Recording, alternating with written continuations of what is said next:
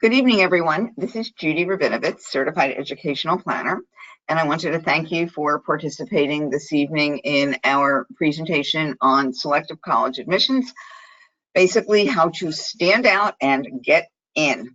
And we have people listening in, I want to say the studio audience, but at home, and we also have a nice crowd here in our offices, and I will be pausing periodically to take questions. And with that, we are just going to start right away. I just wanted to explain that there are some handouts for those of you at home that if you see the go to webinar control panel on the upper right of your screen, and you click on the plus sign that's directly next to handouts, it will expand and you'll actually see, I think, 5 different handouts that are referenced through this presentation. So you may want to download them now or later on, but there are handouts that will help reinforce much of what I'll be telling you this evening. And if anyone is having difficulty at all with the audio, you can try calling in to the webinar. There's a plus sign next to audio that you can click on, and then you'll get directions in terms of dialing in should you have audio difficulties. Sorry, I've got to get rid of something here. Excuse me, I'm so sorry. Let's add effect, entries, and appearance. Okay, so let's begin again.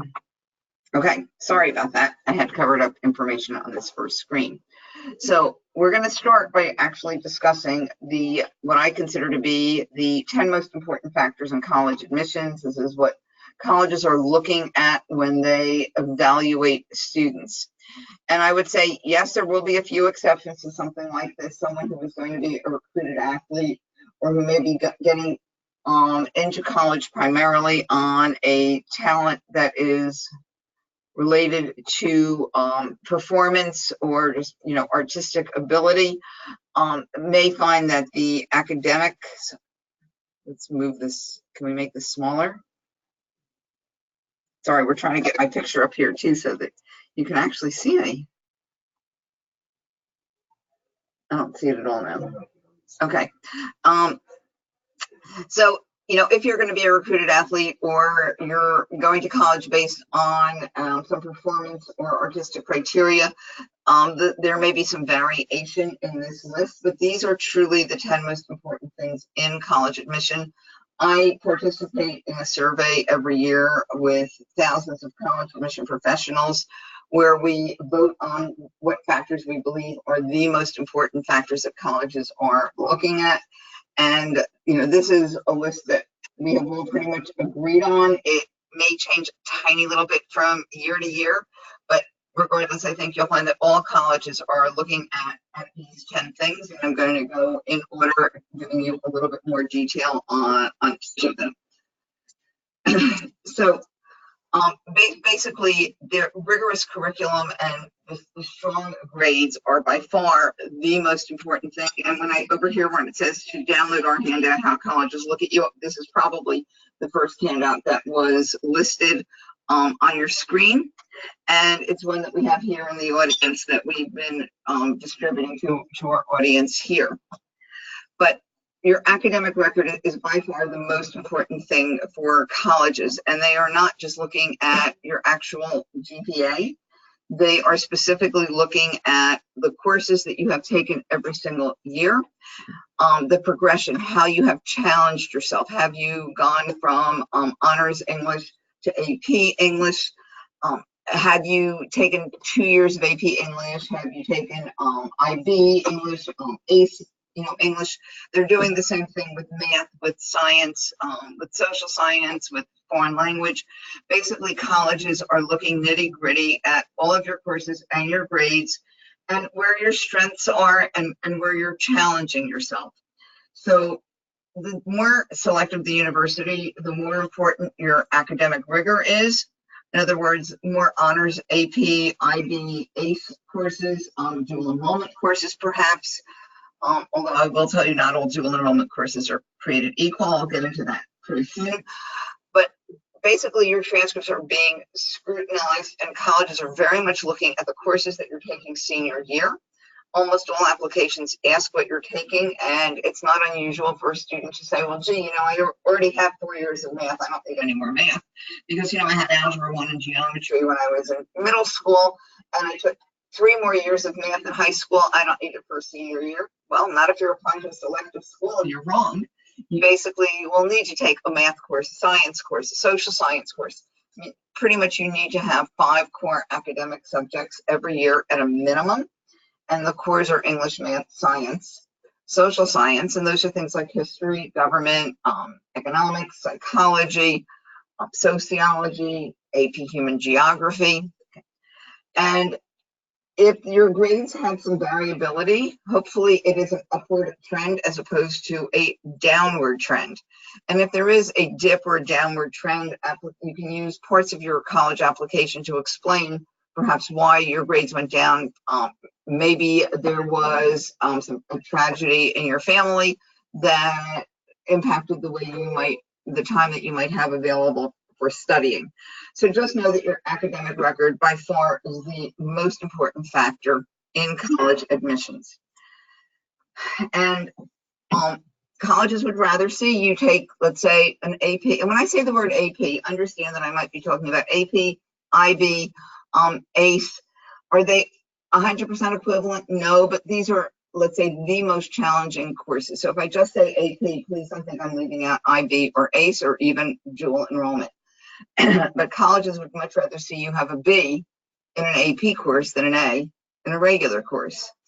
And I'd say that it's important, especially if you have younger children and you're listening to this webinar, sorry, to push your children to take the most rigorous courses that they are comfortable taking. You don't want your kids to stress out because there's too much challenge, too much homework. You have to know how much is enough, how much is too much. Sometimes taking one more AP course might send a teenager sort of over the edge and make her stress out significantly more. And in that case, you don't want to do it, because truly the most important thing is having a happy, healthy, well-adjusted teenager, not the teenager that gives you the bragging rights about where she's gone to college.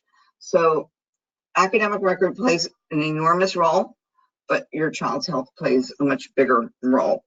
The more selective the college, the more they like to see more years of the same foreign language. And for example, 2 years of French and 2 years of Spanish is not nearly as good as 4 years of one language. And you have to have 4 years? The answer is no.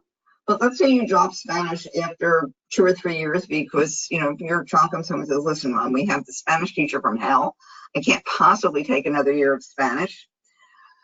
That's fine. Drop out of the Spanish, but you better add another core subject. Maybe you're going to add AP psychology or AP art history or a computer science course, but you're adding something in its place so that every year you have at least 5 core academic subjects. And the best thing I can say is that the rigor of your high school curriculum is absolutely the best preparation for college. You will do better in college if you have a stronger curriculum in high school. However, the GPA or GPAs plural, depending upon where you go to school, that appear on your transcript are not necessarily the GPAs that colleges use. Many colleges either recalculate a GPA or come up with some kind of an index, some kind of measurement to rate your transcript, to give you some kind of a number. You're a 10. Well, I don't know. Are you a 10 on a 20-point scale? You're in the middle of things. Are you a 10 on an 11-point scale? You're pretty much near the top. I mean, it just depends how a college evaluates. But I am going to go over the most popular kind of evaluation, which goes like this. You first look only at your core academic classes, which basically says you throw away your art, other than an AP or IB or ACE art course. You throw away your PE. You would throw away, let's say, your journalism, your acting, business courses. Those are not considered core. Even if you're in a special program in your school that you're in a finance magnet, you have to take these finance courses. They're still not core academics. So basically it's just English, math, science, social science, foreign language, anything that is AP, IB, or ACE. So even something like ACE, travel and tourism, by most colleges would still be considered core. It's core because it's ACE, it's part of the Cambridge system. Travel and tourism itself is not a core, but because it's ACE, it would be treated that way. In terms of dual enrollment, I mentioned earlier that not all dual enrollment courses are created equal.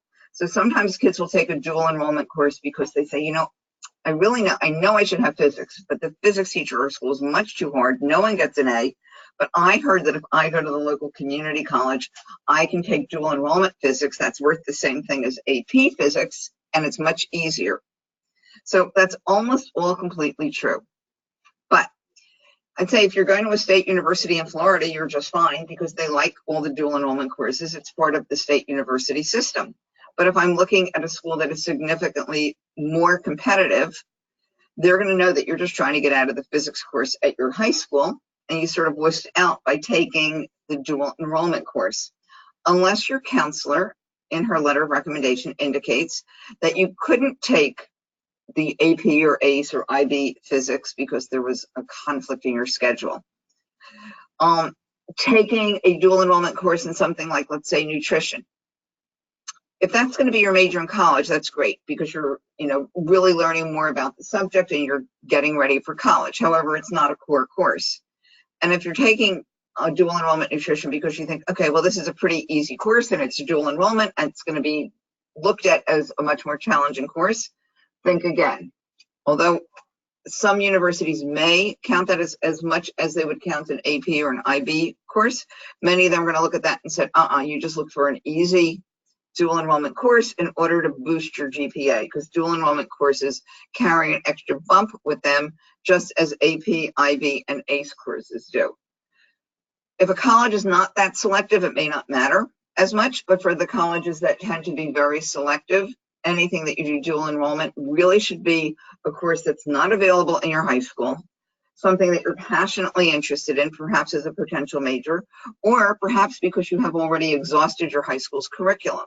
So for example, if I've already had both years of AP calculus, AB and BC, and I love math and I still have more years of high school to go, I might take a dual enrollment in, say, abstract algebra or differential equations or non-numerical algorithms, because those are much higher level math courses. Those are great dual enrollment. So not all dual enrollment courses are created equal. So take your transcript, or if you go to a public school at least in Palm Beach County, there's the SIS file that you can download that has all of your courses and grades, and really just highlight all the core academic courses. And you're going to convert your grades from the A to F system to the 4.0 system. And that's a system that most kids know. A is 4, B is 3, etc.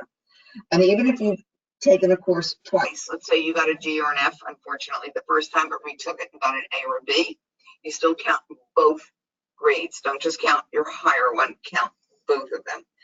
And if your school is on a semester basis, you're going to convert each semester grade from a letter to a number. If it's on a year-end grading scale, then you're just going to convert your year-end grades. Be careful if you're in a public school, because you have both semester grades and year-end grades because of the EOCs. So for example, in pre-calc, I'm going to have 2 grades for first semester and second semester.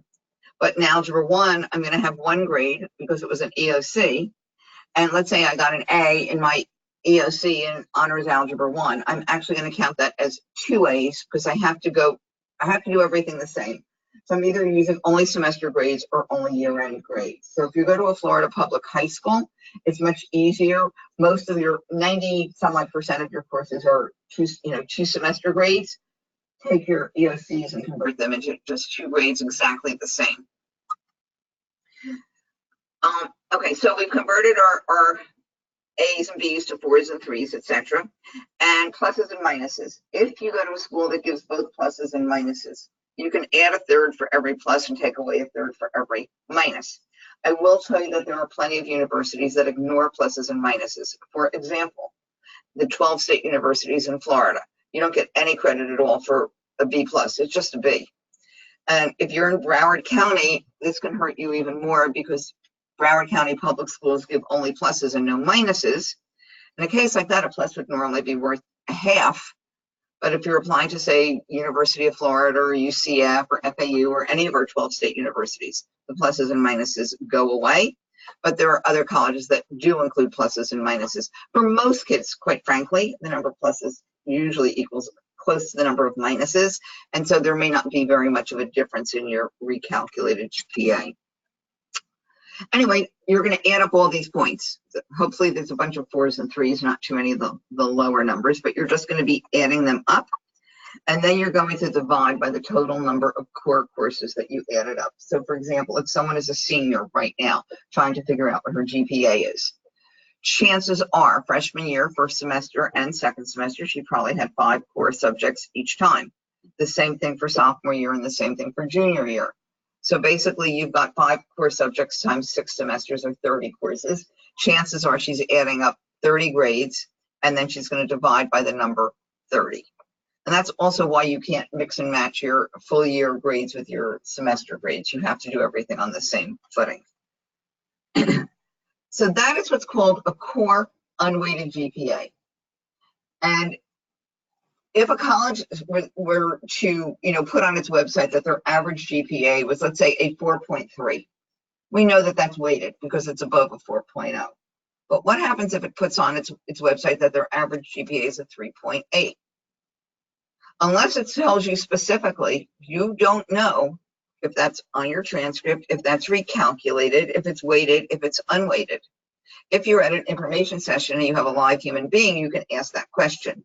But if it's just on a college website as a number, you may actually need to call the admissions office to ask them to explain what that number means. Because I will tell you that there can be a huge difference between an unweighted and weighted, and I'll get into weighted in a second, but between an unweighted and a weighted GPA, and also a huge difference between what's on your transcript and what's recalculated. So it is very important to know whether colleges recalculate or not and how they recalculate. So that was the core unweighted. And pretty much you might think of it in these terms. Virtually every highly selective school, a school with, let's say, fewer than a 10% admit rate, has probably got a core unweighted GPA that's kissing 4.0. Is it a 3.93? Is it a 3.97? It doesn't really much matter when you're up in the stratosphere like that. But if you have about a 3.8, you might be pretty low for that school. But that school is also going to separately look at the rigor of your curriculum. So for example, the straight A student who's never taken any AP courses, has very few honors courses, and let's assume his school offers these courses, but has not taken advantage of them, and has a 4.0 GPA, is probably not going to get into a school where the admit rate is under 10 or 15%, because that student hasn't challenged himself with lots of AP or ACE courses. Okay, so let's get into the weighting part. The first part of doing a weighted GPA works exactly the same. Only your core courses, 4 points for an A, 3 points for a B. Now we're going to add a bump.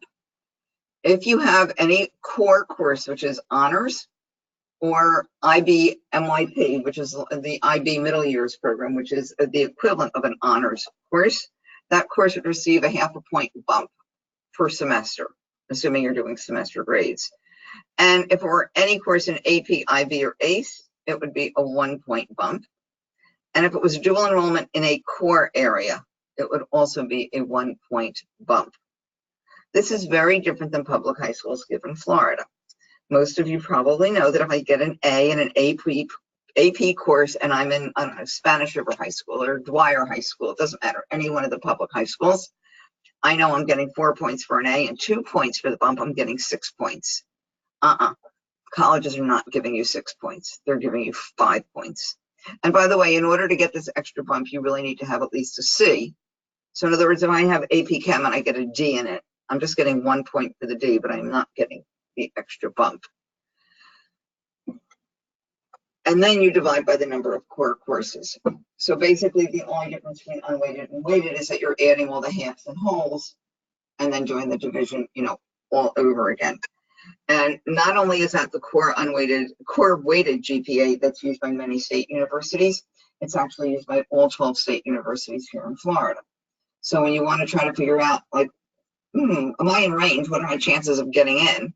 At least preliminarily decide if you're in range. You would look at their what's called their mid 50%. Like University of Florida will tell you that their mid 50% for fall admit was a fall of this year was a 4.3 to 4.6. That's only 25% of the kids had more than 4.6. Well, we don't care about those really smart kids. 25% had under a 4.3. Now, some of those kids might be underrepresented minorities, recruited athletes, kids who've gotten in on some special talent, perhaps someone who was a major donor to the university. But some of those 25% may just be, like normal everyday kids, but who probably had extraordinary extracurricular activities in terms of perhaps, leadership.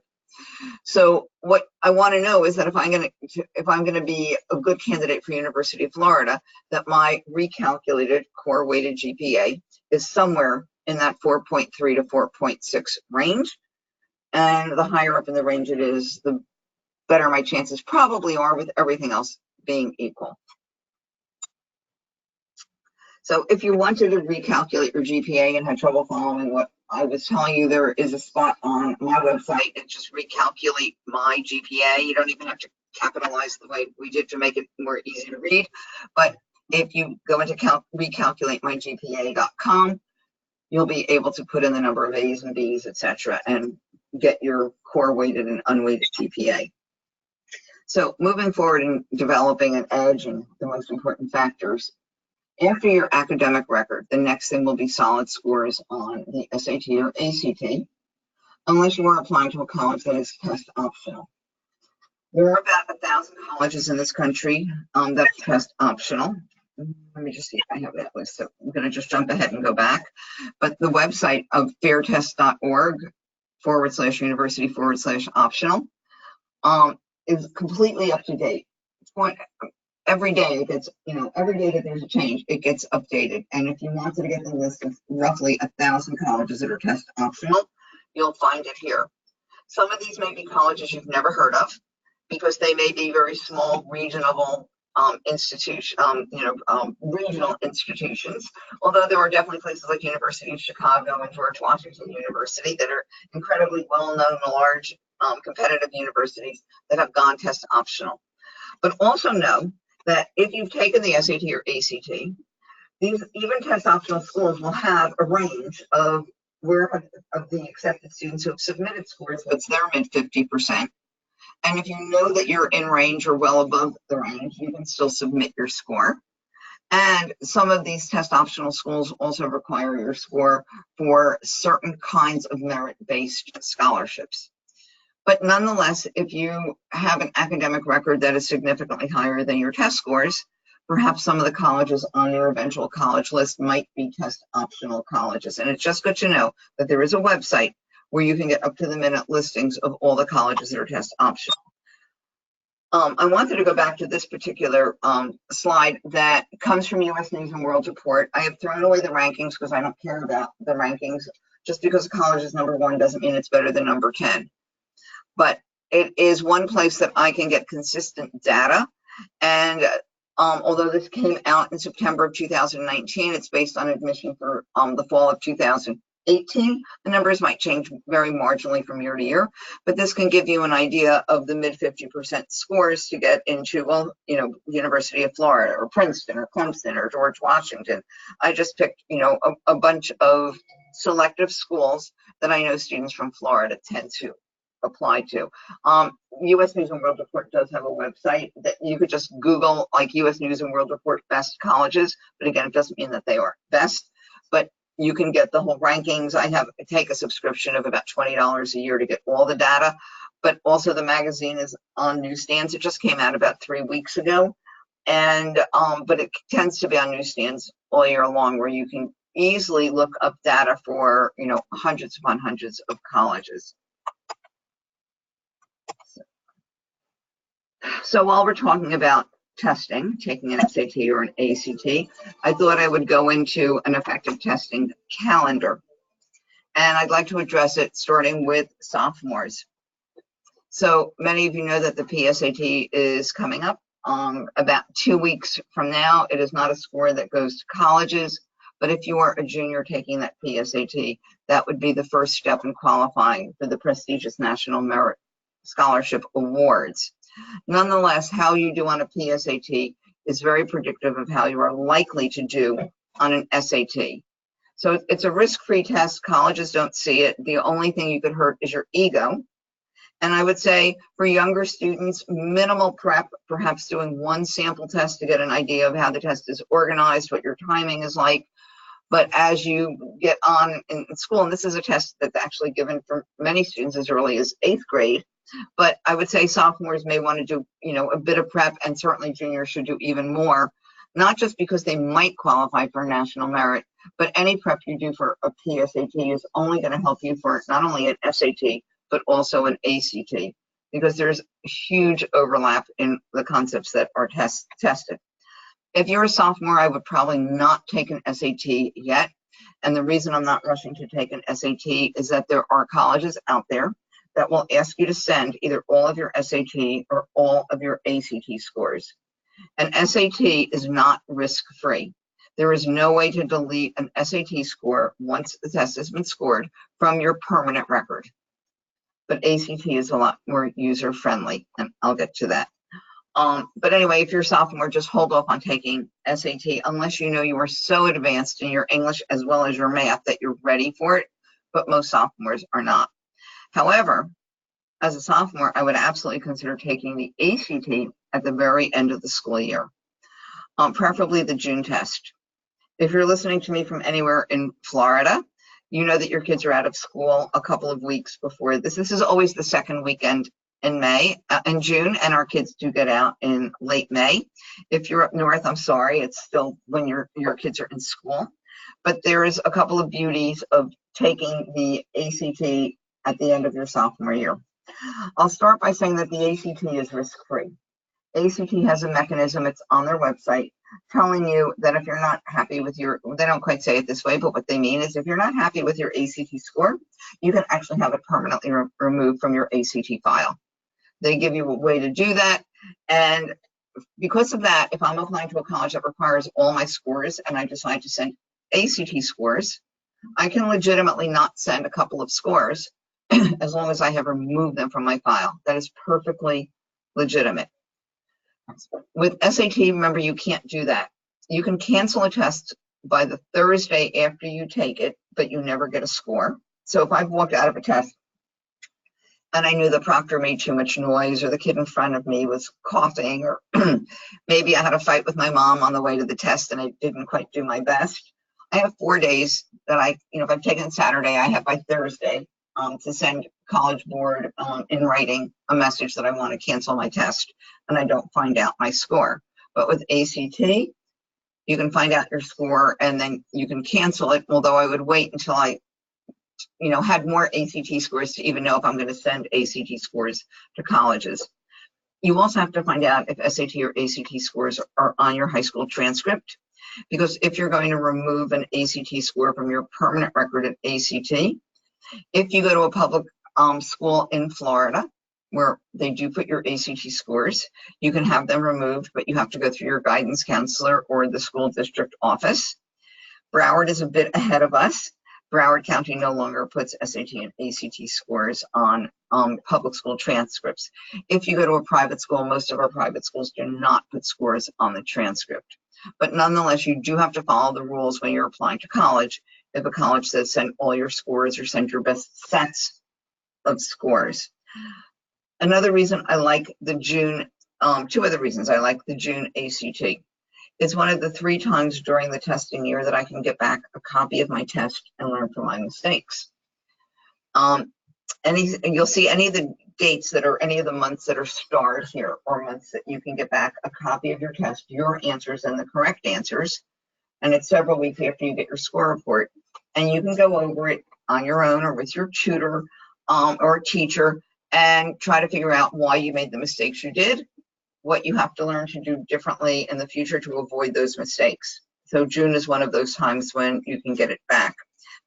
The other really cool thing is if I've taken the PSAT in October, even though it was much earlier in the school year, and I took the ACT at the end of the school year, I have an idea of which test, by the time I'm done with my sophomore year, I have an idea of which test I like better.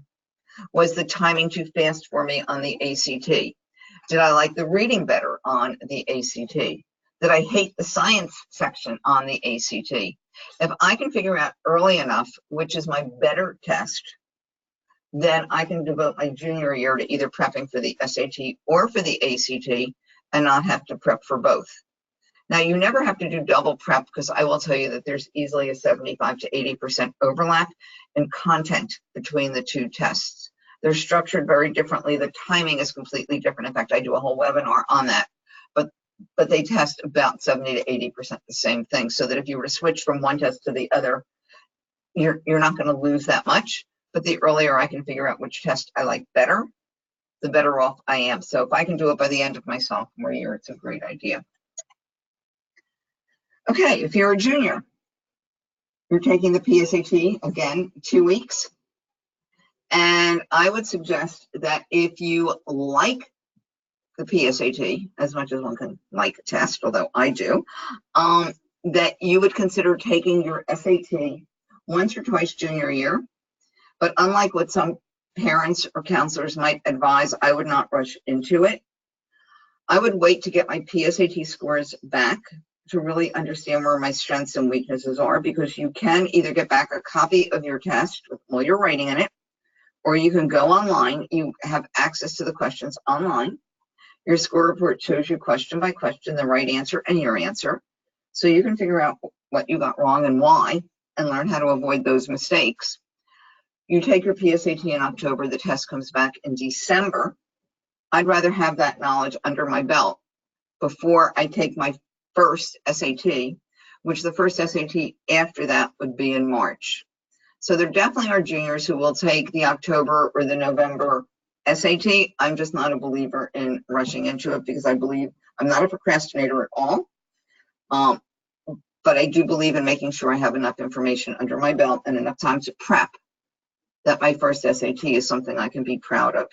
So I would honestly push off first SAT until March or May of junior year. You'll see that those are both starred. Those are times I used to be able to say that you could get your test back. College Board changed. You don't physically get a test back or a copy of the test. You get online access to the questions, and you get your answers and the correct answers. So it's still a means by which I can go in and check my work, figure out where I made mistakes, and figure out how I can improve upon them and not make those mistakes again. So that's why I like March and May. And March is the very first test you can take after the PSAT scores come back in December, and that you have time to prepare for. The May test is the week before AP exams. So if you planned it well in advance, it's not a problem, but many teenagers aren't planning well in advance, and so they may not want to take the May SAT. But you can, there is a June test as well, but you just can't get that one back. And in terms of the ACT, for a student who's never taken the ACT before, like let's just say you have a junior, you never knew, I could have taken it at the end of last year, sophomore year. I would strongly urge a junior to take the ACT in December. So you've got the October PSAT that you've prepped for. Then you can switch your prep into ACT for a couple of months and take the ACT in December, which you can get back that one. And by the end of December, when you have back your ACT and you will have gotten back your PSAT, you will now know midway through your junior year, am I an SAT kid or an ACT kid? There are other ways to find out, but again, this is risk-free. If I do horribly on the ACT and I say I'm never ever going to take it again, I just don't send ACT scores to colleges. And I may have to have it taken off my transcript if I didn't want a college to see it, although it's not official on your transcript. And then finally, going into senior year, you have plenty of time to take tests senior year, because SAT and ACT as of a few years ago are now given in the summer, so that I can take an August test and an October test for SAT, and I know that will make any college that offers early decision or early action, they'll all wait for October scores. Believe it or not, the November test, which is after the November early decision, early action deadlines, many colleges will still wait for a November test. You'd have to call a college or check its website to see if they would. But for any college that has a regular deadline, regular deadlines are usually start in early January. You can absolutely take a December test.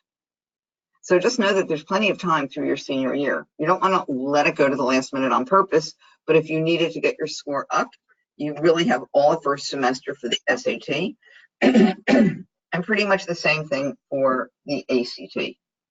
So ACT summer test is in July, SATs is in August, and if you're international, I don't believe you get the summer tests in international locations. Because I know I have some South American kids who've come here to take SAT or ACT in the summer. So just sort of last minute, like when's the last time you can take an SAT or an ACT? If I'm applying to a school that has rolling admission, like University of Central Florida, which is probably the most competitive school I'm aware of that has rolling admission, and I don't mean just here in Florida, they will be accepting kids easily until April or May. I wouldn't wait that long, by the way, but if I had to keep taking a test, they can hold off on making a decision until then. They have already started making decisions, by the way, at UCF, and it is easier to get in if you apply earlier. And finally, if you're looking for the Florida Bright Futures Scholarship, the last SAT and ACT you can take is in June. Even if you've already been admitted to college, you can keep taking those tests in order to qualify for the thousands of dollars you can get. So there is a handout that is part of downloading. And by the way, the people who are here, we can actually send you all these handouts by email. But there is a handout about whether or not you need the optional SAT or ACT essay. Fewer and fewer schools require or recommend it. And by the way, when they say recommended, I would consider taking it. Recommended is as close to meaning required in my book as possible. But there are very few schools that require or recommend it. And I can tell you, none of the state universities in Florida need the SAT or ACT essay. In addition, there are some colleges that either require or recommend what are called SAT subject tests.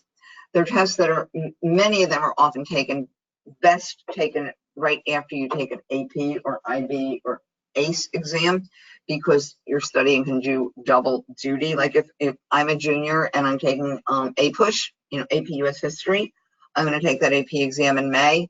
If I'm applying to a selective college that requires or recommends SAT subject tests, I can take that AP, I can take everything I've learned in APUSH and all the studying I've done and do a tiny little bit of more studying.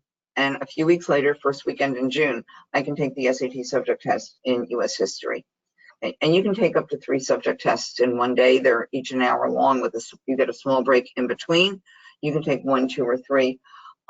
There is a handout that lists all the colleges that either require or recommend SAT subject tests. That list is incredibly tiny.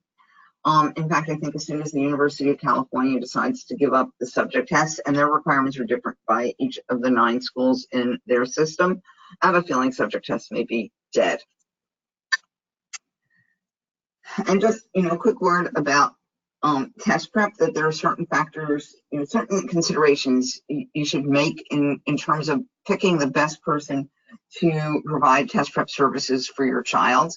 The first thing really is that the quality of materials. Please ask what they're using.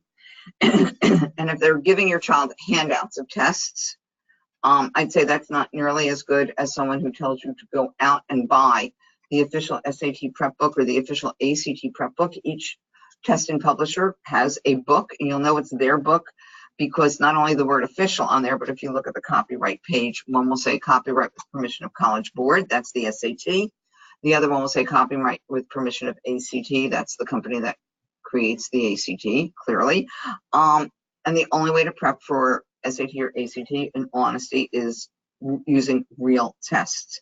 You also want to be sure that the person who is working with your child is doing content and strategy and helping reduce stress. These kids get tremendous anxiety taking these tests, and there are different techniques that you can use to reduce the amount of stress you have during a test. And hopefully your test prep provider has handouts or a whole book that he or she has written of test taking strategy. So your child doesn't have to sit there during a test prep session and take lots and lots of notes. Everything should be written out in terms of the best ways to approach different kinds of questions. And a really great test prep provider will also provide simulations where your child can come in and sit down with a group of other kids and take a timed and proctored full-length SAT or ACT. I can tell you that we do them here. They are free. You don't even have to be a client here. If you go to, again, it's on our website. It's free simulations, plural. Oh, sorry, singular, freesimulation.com. And you can sign up for an SAT or an ACT simulation to take here on a Saturday morning. There's usually 1 or 2 Saturday mornings every single month that we're giving SAT and ACT simulations in a group. And it's a great way to, to prep and figure out how much more prep you really need to do. We do have a wonderful handout on, SAT and ACT in terms of workshop schedules, pricing. Again, it's one of the things you can download. I'll be able to send it to everyone who's here. But we do work with kids privately, small group, as well as virtually. A lot of our kids will do, virtual test prep. And in fact, we have a couple of workshops that are coming up. One of them, the one that's at Suncoast, is open to anyone, not just a Suncoast student. I think this will be our 6th or 7th year at Suncoast, where we're preparing kids for the school day SAT that's given in March. It's a special date in March that Palm Beach County schools are giving the test. I believe it's free. It's during the week. And so our test prep program leads up to that particular test. It usually starts in early to mid-January and typically goes every Saturday until that March test, which is, I believe, the first week of March this year. And there's more information on the website, suncoasttestprep.com. We also have a PSAT workshop at Taravella, which unfortunately is open only to Taravella students in Broward County. But to tell you the truth, if you want an SAT or ACT workshop in your school, just call us. Some of them we even do without any charge. We also have 3 webinars coming up that are completely free for PSAT. There's one coming up that preps kids for it. It's 2 different sessions, one on the reading, writing, one on the math, where you can get a total of 3 hours of free test prep with real PSAT questions.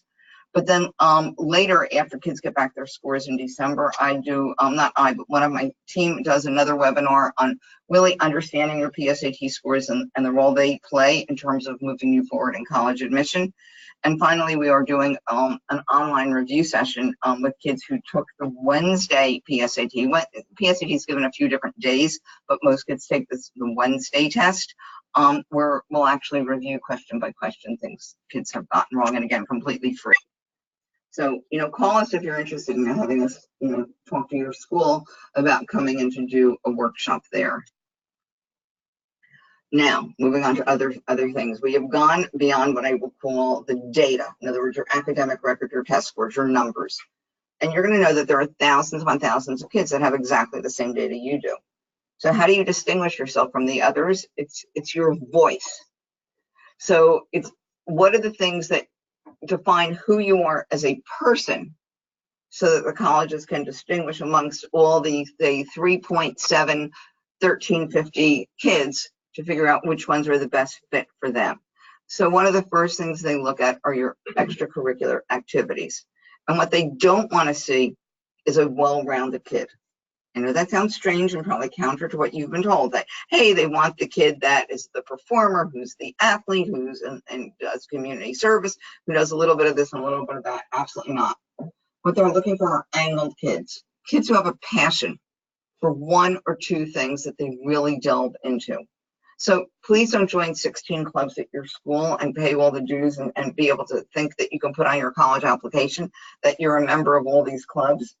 Honestly, a college would rather see 1 or 2 clubs where you can have bullet points, like a work resume would, of what you have done, what distinguishes you, what's the impact of your action, why are you doing this kind of activity? So fewer activities, longer term commitment, greater depth of, commitment, and are there some activities that are better than others? I'd say the answer is yes, but it really depends upon you and what matters to you. So for some kids, being a thespian, performing is the most important thing. For other kids, it might be, debate. But I can tell you that leadership and initiative, starting things, are the two things that most colleges will look for. I'm not sure where they get all the followers if all they want are leaders, but they very much look for leaders. Does that mean you have to be president of the club or vice president of the club? The answer is no. I can be in the cooking club, okay? So it's not even an academic club, it's a fun club. And yes, you should do some things for fun, not just to appease the college admission gods. And I might not even be an officer, but maybe I'm the one who came up with the idea of, of an international week, that the second week of every month is International Week. And when we cook, we're going to cook different international dishes. But I'm the one who came up with that. That's going to be a bullet point in my resume, that I initiated a new activity, for the club. So that's leadership. So anytime you can organize, run, plan, help lead, collaborate, those are things colleges like to see. Your resume really has very little in there that's academic. Remember, this is an activity resume. However, the end of your resume should highlight any awards or honors that you've gotten, whether they're, well, I'd say pretty much academic. Any kind of an academic honor. If you're National Honor Society, if you've gotten the Brandeis University Alumni Book Award, if you're an AP Scholar, these are the kinds of things that go at the end of a resume.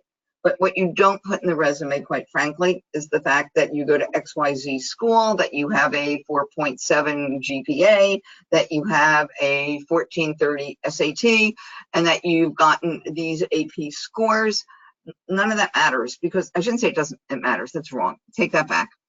All of that is in another part of your application. This is an activity resume, and about a third of the colleges on Common App, which is the most popular application used today, I would say provide for you to upload your resume.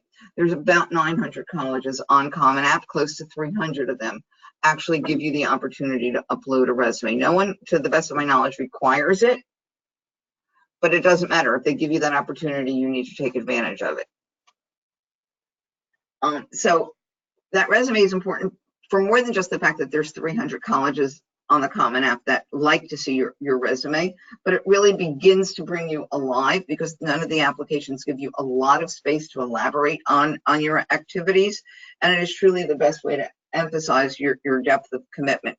And you will have learned how to market yourself to the point where, as I go on to college, I can keep my resume up to date. I could throw away the things from earlier in high school. I can add the new things in college. I am always ready to submit my application for an internship, for a job, for a research opportunity.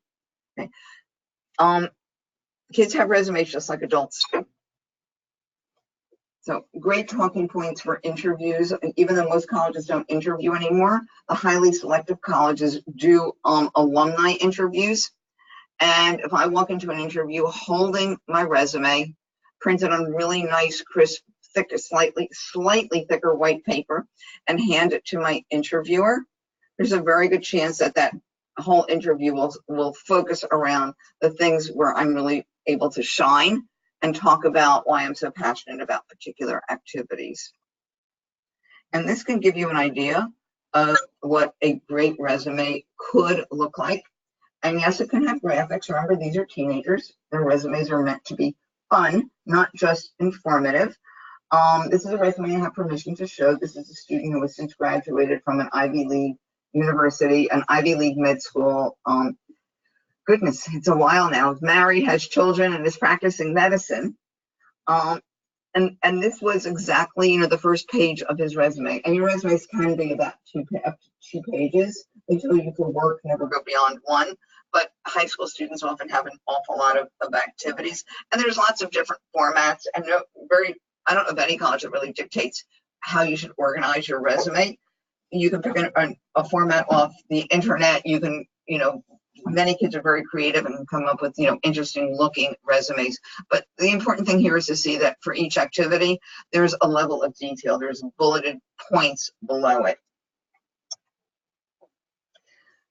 So after the extracurricular commitment, which basically reflects what have you been doing when you're not like in school, when you're not sleeping, when you're not doing homework, when you're not just hanging out with your friends, like who are you the rest of the time? So how will you contribute to our campus? The next thing they're really looking for is well-written essays. There are some colleges that have no essays. There are colleges that have 10 or 12 essays. Many colleges share what's called a personal statement, such as virtually all the colleges on the Common App. And that's an essay that kids find pretty difficult to write for a few reasons. Number one, most of us are not used to writing about ourselves. That is the hardest thing to write about, is yourself. If you were to write a personal statement to share something interesting about yourself, you would probably struggle to figure out, how can I just say this without being boastful? How can I really have someone truly understand, who I am? How do I illustrate, who I am? And it's also not a 5-paragraph essay. So it's not what your kids have learned in school. It's creative writing. It's an essay that begins with an exciting first line. I couldn't believe what I saw. You see something like that, you want to keep reading.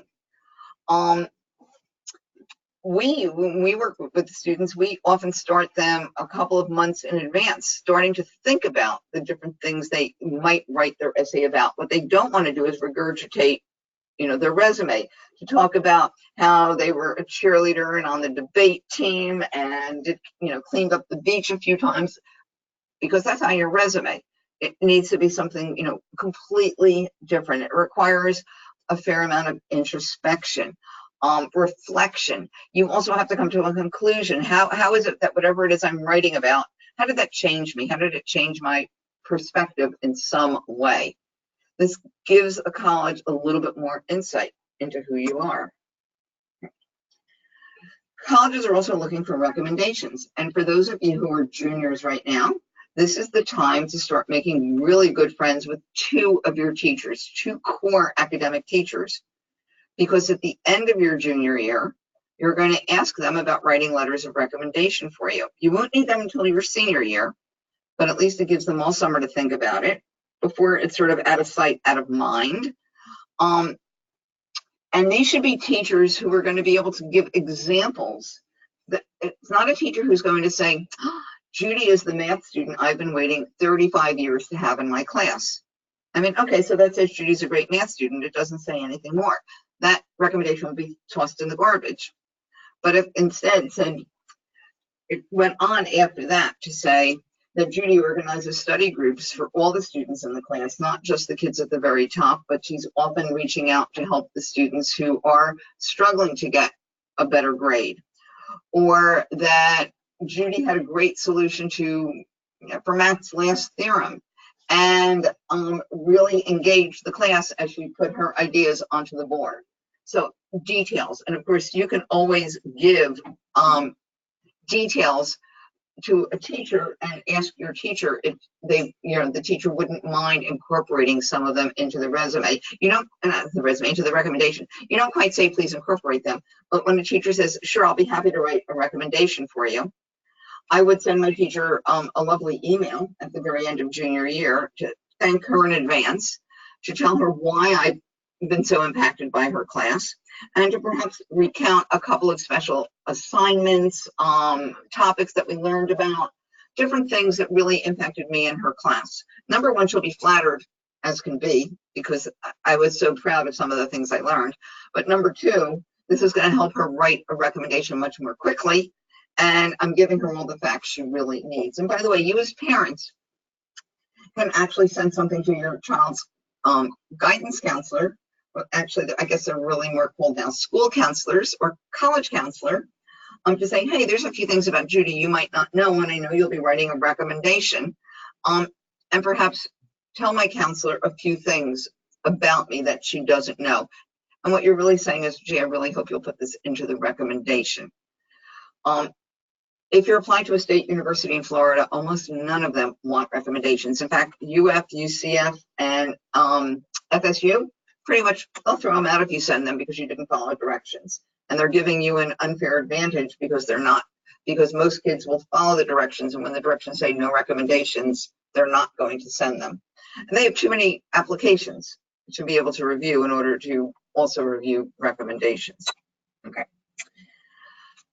So here's an area next, demonstrated interest, where you parents can actually help. You know, colleges have hired all kinds of demographic experts, enrollment management teams, to help them figure out, of all the kids who've expressed interest in the college, or all the kids who are applying, which ones are more likely to say yes back to us. That's something that colleges call yield, the percentage of accepted students who say yes. And just like kids may quiver and wonder, oh my God, am I going to get in, or nobody's going to really want me? What am I going to do next year? College admission officers know that their jobs are on the line if they don't bring in a certain number of students at a certain level. So they're very interested in yield of all these kids. Who is most more likely to say yes to us? Because we really want to accept the kids who are going to say yes. We want a high yield. We know that that can improve our prestige, the perception of who we are, makes for a happier campus, happier morale.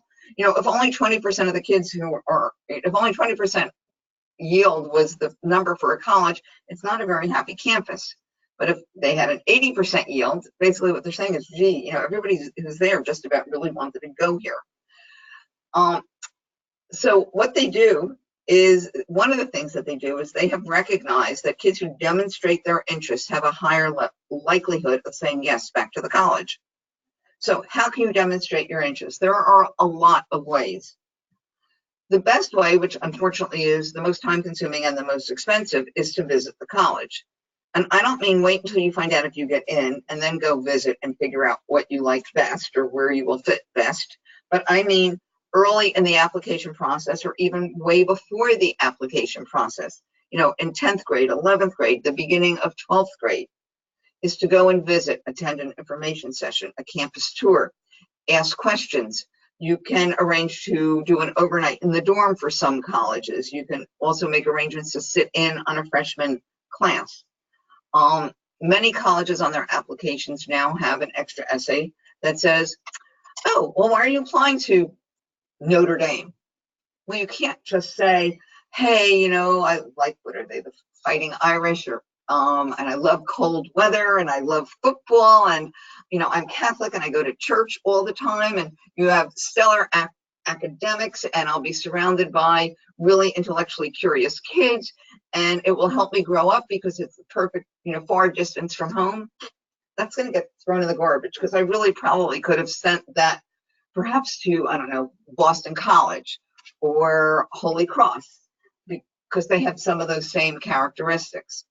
But if I have done an in-depth college visit and spent a half a day, on the campus of Notre Dame or Wake Forest or Boston University or High Point University or any school, I can actually clearly articulate what it is I like about the school. And I can be very, very specific about a particular research program, particular extracurricular activity, something special that university offers.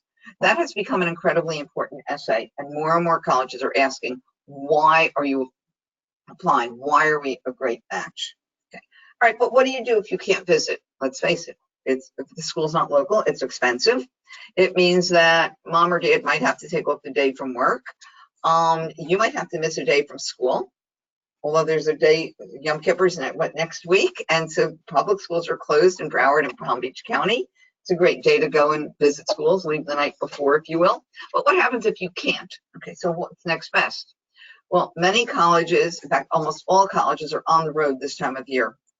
I am sure that if you go into your high school guidance office or college counseling office, you're going to see a list of colleges that are coming next week, the week after, what time they're coming to make presentations.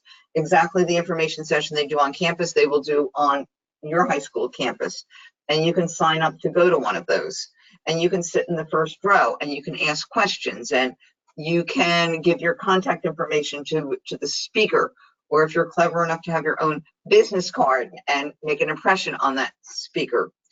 Okay, well, what if you can't go to that? Or maybe Emory University isn't coming to my high school. Or, oh my goodness, it's during my calculus exam, I can't go.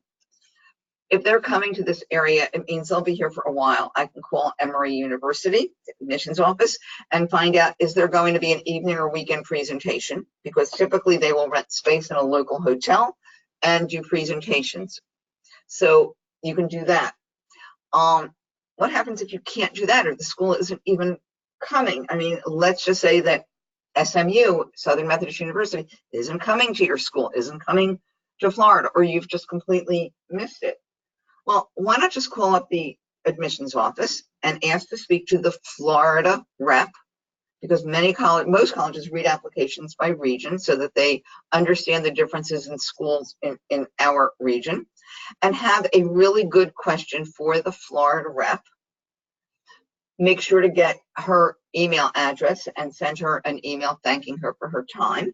You can always ask her if you can follow up later with another, question, either by phone, or by email. Other ways, there are some college fairs coming up. Boca High is having one, Dreyfus is having one, Suncoast is having one. I believe they're all this month. You don't have to be a student at any of these schools to go. Anyone can go, and you can talk to the college rep who's there. So there are plenty of ways to demonstrate your interest. And there is a handout, again, that we have on effective college visits that you can download from this webinar. And again, it's something that we'll send to everyone who is here.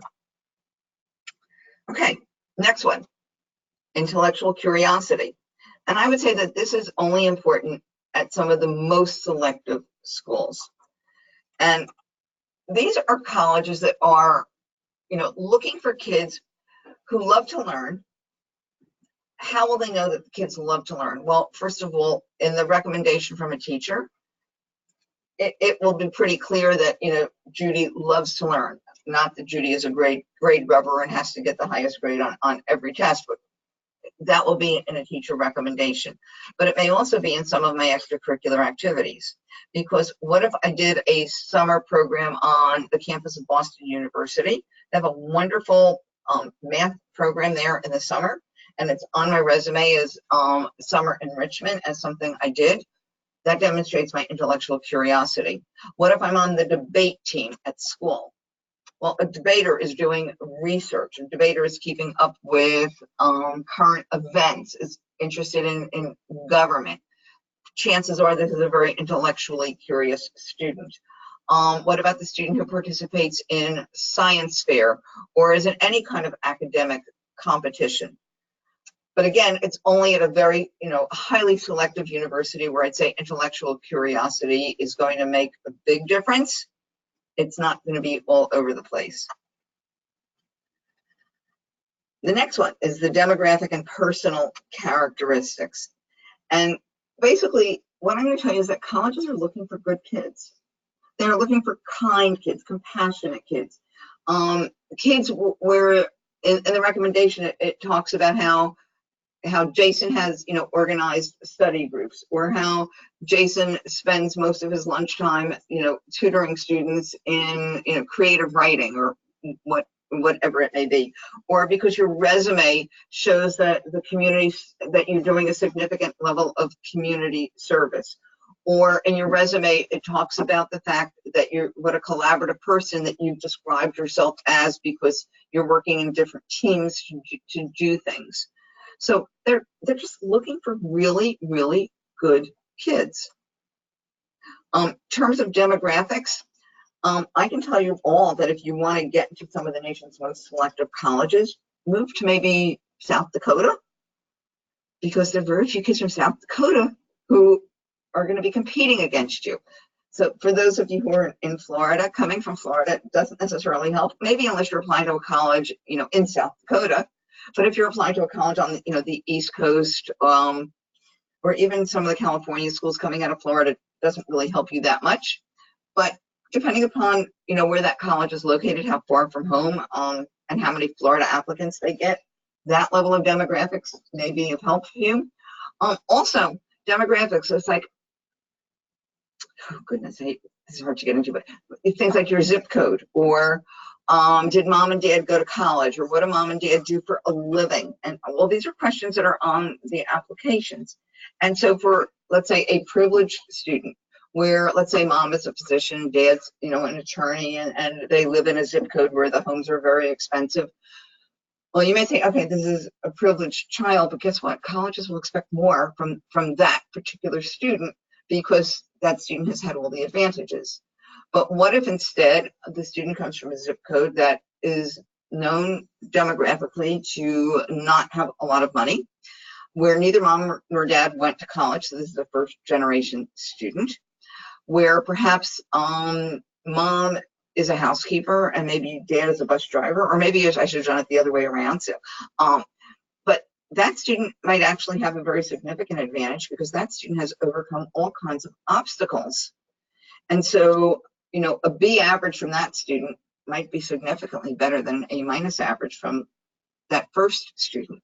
So you're evaluated in context of, you know, who you are, where you go to school, who your parents are, how you've been brought up. And the one I have to say that I'm not too happy about that has shown up on the charts in recent years is your ability to pay. As you know, college has gotten incredibly expensive. If you're going to a highly selective private university, all in, you might be looking at $75,000 a year. Even our state universities of Florida, well, by comparison, I'd say they're cheap, but they're not.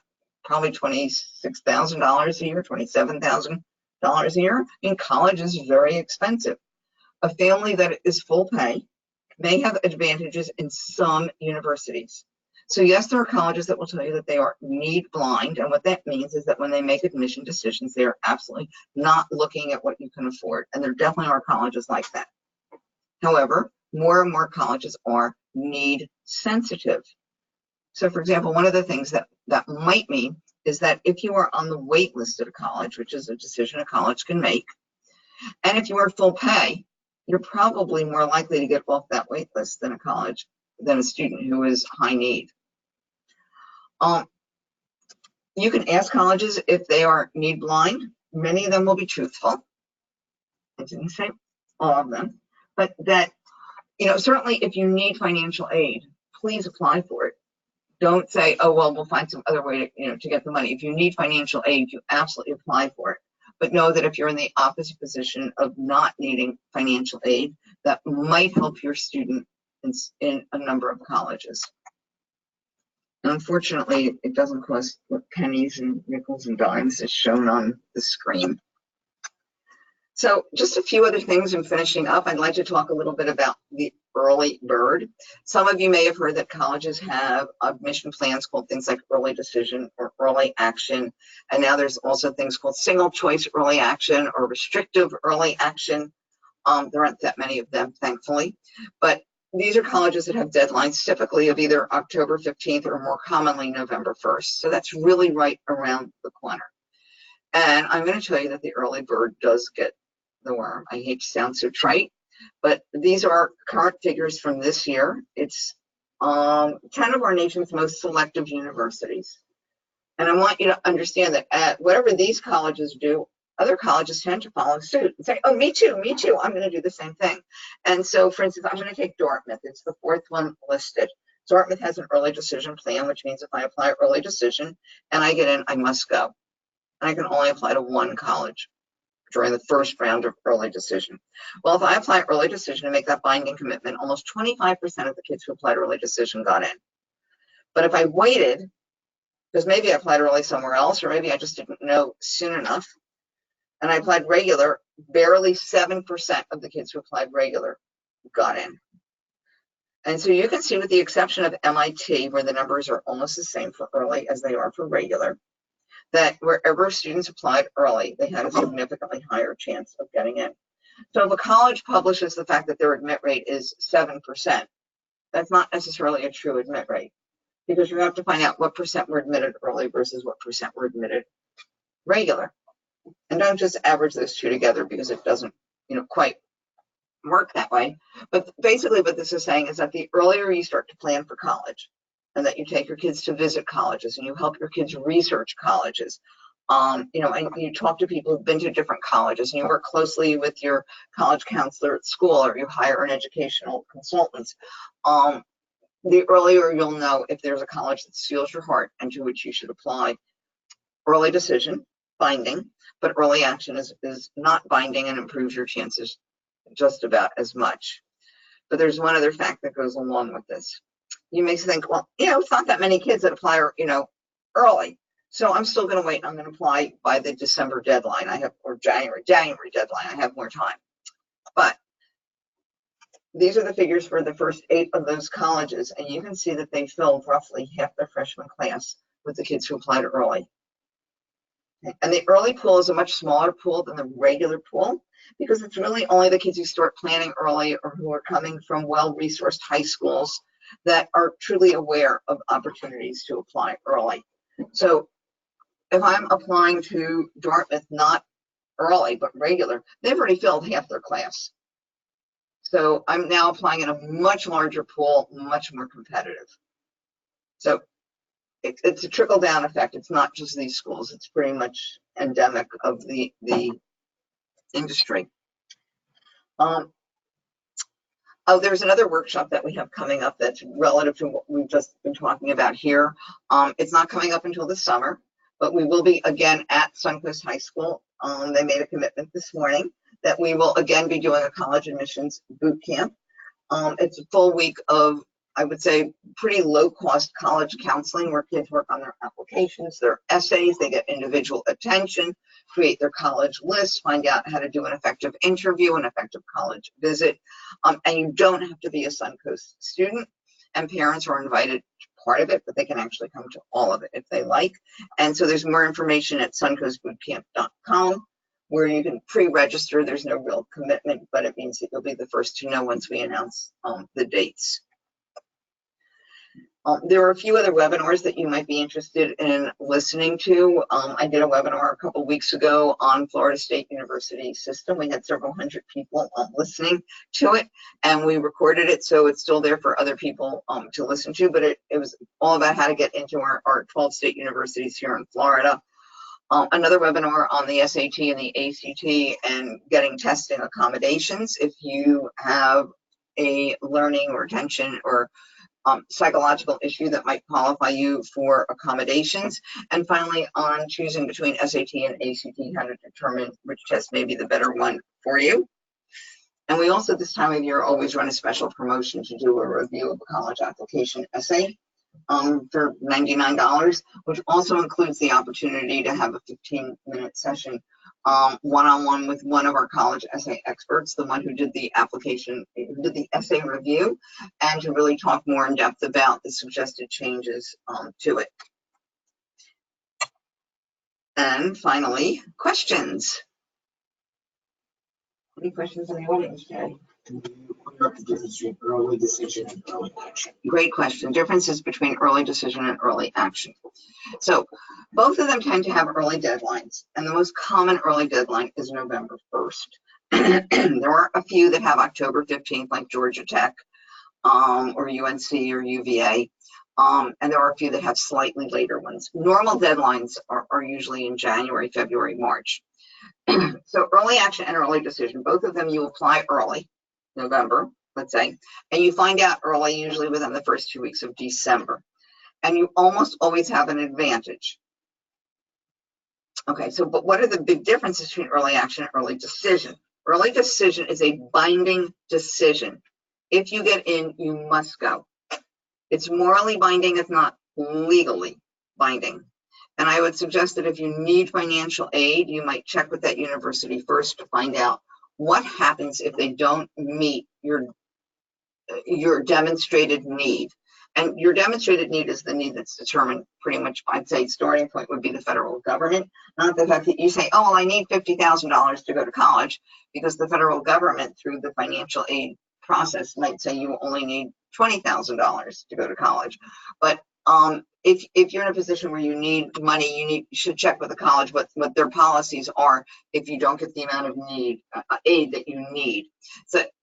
So if I apply early decision and I get in, I'm bound. I must go to that university.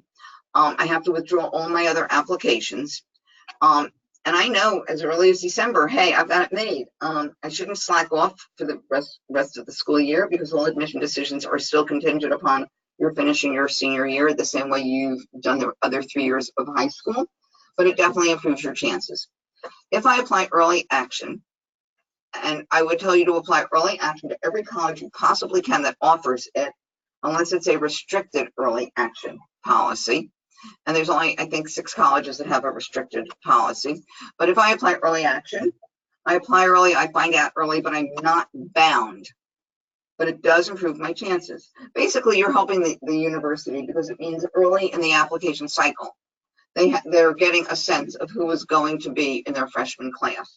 And it's true, I can apply early action to Tulane, and then I can apply to a lot of other schools, because early action doesn't bind me. But it's really nice to find out early that I've been admitted somewhere. So I always tell my students, as long as they start early enough, that they should apply early action to every school they possibly can, unless it has a restrictive policy that prevents you. Because some colleges, goodness, Georgetown, Notre Dame, Stanford, Harvard, Yale, and Princeton, those are the 6 that have restrictive policies, where if you apply to their restrictive early action, there's certain things that you cannot do after that in terms of where else can you apply early. So that's the difference between early action and early decision, and 99% of the time it helps you get in. Would it hurt on an application to include 2 races if one includes an underrepresented minority or just the underrepresented minority? Okay. Basically, the applications give you plenty of room to explain your demographics, and I'd say you just need to be completely true to yourself and completely honest. If you are, biracial, if you are black and white, if you are Asian and black, if you're Asian and white, put that in. If you are just white, it's optional whether you answer or not, but I can tell you that it's not unusual for Caucasian kids to leave that out, thinking, well, maybe they won't know I'm white because I think I have a disadvantage. Please put in whatever you truly believe you are. And if you're from Brazil and you would like to say that you're Hispanic, and if you feel in your heart you're Hispanic, even though you don't speak Spanish, you speak Portuguese, you can still claim Hispanic. And I would say that there are certain underrepresented minorities that may have a slight advantage, in admissions.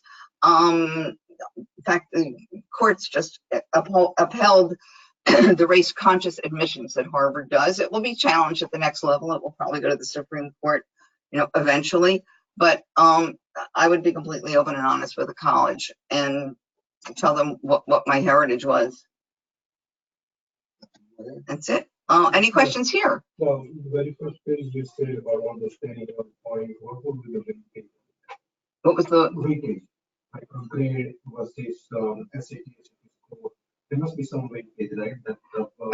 The weighting? Okay. So if I go back to that screen, see if I can get all 10 of them up here. Go back a little further. Yeah, I am going to try to get back there.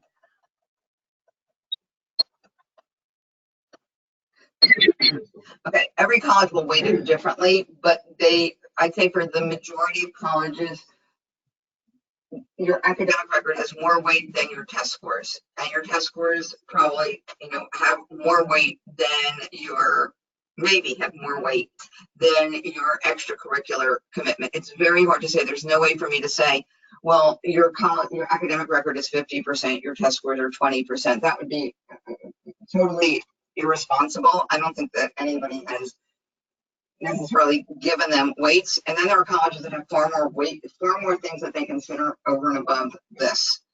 But I think you should know that your academic record is definitely going to be the most important thing, and can it be made up for by higher SAT scores? If you have bad grades, will high SAT scores make up for it? And the answer is no. And in fact, if I have, let's say, a C average, but a 1450 SAT, it's going to tell a college I'm a slacker, because I haven't been doing my homework, which is why I'm getting C's, but I'm clearly smart enough to get a high SAT score. So all of these things are important. But if you start planning for college early enough, it's not unusual for me to start working with a student coming out of middle school and help a student plan her curriculum for, you know, each year of high school, and to start talking about what can you do extracurricularly, how can I get you interested in student government, because if you get interested in student government in middle school, maybe you're going to go and run for office throughout high school. So, you know, it's a matter of making sure that your children are aware that all of these things matter, but you have to do what makes you feel good. And by the way, there are some kids that don't have the time to do these extracurricular activities. A student might have to work because the student is helping to support family. Work is an extracurricular activity. Maybe a student has to care for a sick relative because there is no one else around to care for the sick relative, or care for a younger sibling because mom and dad are both working and they can't come home to care for this child who gets home from nursery school at 3 o'clock. That's an extracurricular activity, and colleges take that into consideration. So again, colleges are not asking you to spend 30 hours a week doing extracurriculars. Do things that you enjoy doing, that give you pleasure, that will enrich your life, and that you might have to do because it's part of being part of your family.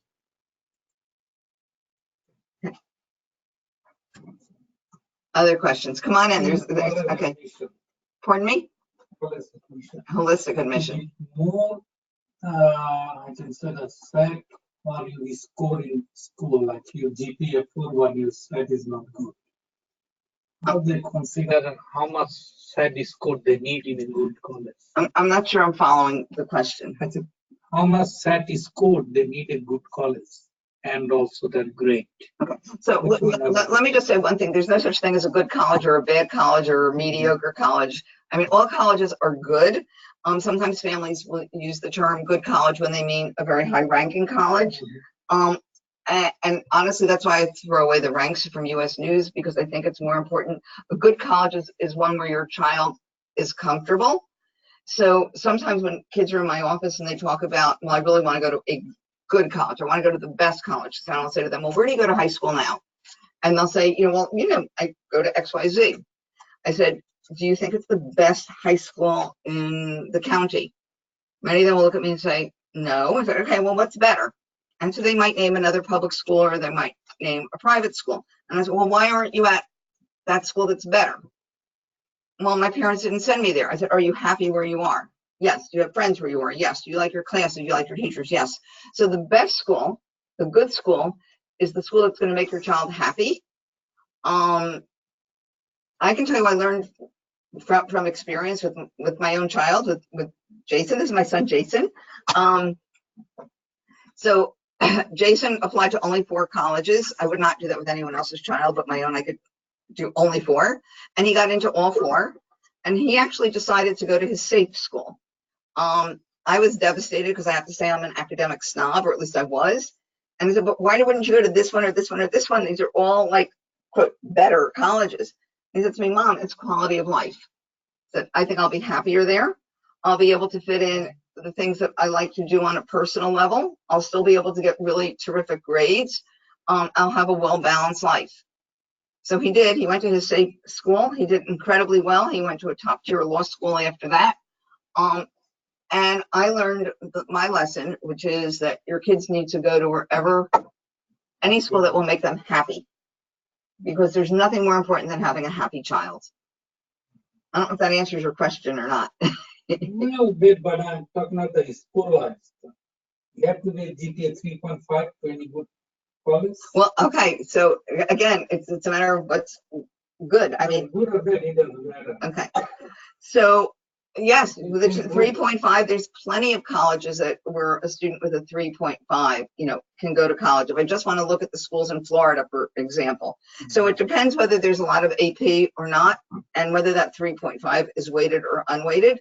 But I would say, without even knowing that student probably can get into Rollins. These are private. Rollins, Stetson, University of Tampa, Jacksonville University, Florida Southern, Eckerd.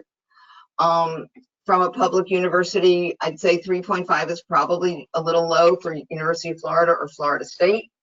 maybe UCF if there's a bunch of AP or IB or ACE courses, perhaps University of North Florida, Florida Atlantic University, University of South Florida, Florida International University, FAMU, Florida A&M. So the answer is yes, but will the student get into with a 3.5 into University of Florida, Florida State University, or let's say University of Miami?